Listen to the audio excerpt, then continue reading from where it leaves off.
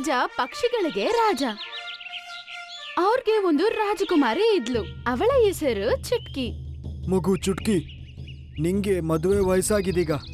ನಂಗೆ ನಿನ್ ಮದುವೆ ಒಬ್ಬ ಒಳ್ಳೆ ಮತ್ತೆ ಸುಂದರ ಹಕ್ಕಿಯೊಟ್ಟಿಗಾಗ್ಬೇಕಂತ ತುಂಬಾ ಮನ್ಸಿದೆ. ಅದಕ್ಕೆ ನಮ್ಮ ಮಂತ್ರಿ ಕಾಗೆ ಹತ್ರ ಒಳ್ಳೆ ಹುಡುಗ ಹುಡುಕ್ಬೇಕು ಅಂತಿದ್ದೀನಿ. ನಾನು ಮದ್ವೆ ಮಾಡ್ಕೋತೀನಿ, ಆದ್ರೆ ನನ್ಗೊಂದು ಷರತ್ತಿದೆ. ಷರತ್ತ? ಏನ್ ಷರತ್ತು?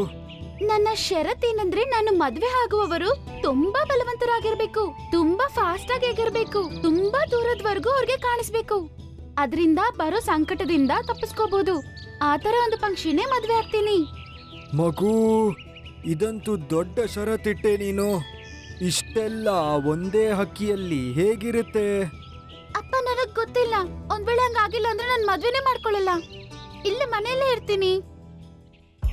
ರಾಜ ಒಂದ್ ಸಭೆನ ಕರೀತಾನೆ. ಮರದ ಮೇಲೆ ಪಕ್ಷಿಗಳಿರುತ್ತೆ. ಕೇಳಿ, ರಾಜಕುಮಾರಿಯ ಈ ಷರತ್ತಿದೆ.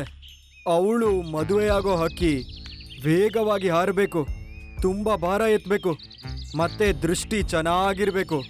ನಿಮ್ಮ ಮಗಳ ಷರತ್ತು ಸರಿಯಾಗಿದೆ, ಆದ್ರೆ ಇಂಥ ಹಕ್ಕಿ ಎಲ್ಲಿ ಸಿಗುತ್ತೆ? ಇದೆಲ್ಲ ಗುಣ ಇರುವಂತದ್ದು. ನಂಗೆ ಗೊತ್ತಿಲ್ಲ. ಒಂದ್ ಕೆಲಸ ಮಾಡಿ, ಈ ವಿಷಯನ ಎಲ್ರಿಗೂ ತಲುಪಿಸಿ. ಯಾರಾದ್ರೂ ಯೋಗ್ಯರಿದ್ರೆ ಬರ್ಲಿ, ಎಲ್ಲರೆದುರಿಗೆ ಅದನ್ನ ತೋರಿಸ್ಲಿ, ಮತ್ತೆ ನನ್ನ ಮಗಳನ್ನು ಮದುವೆ ಆಗ್ಲಿ.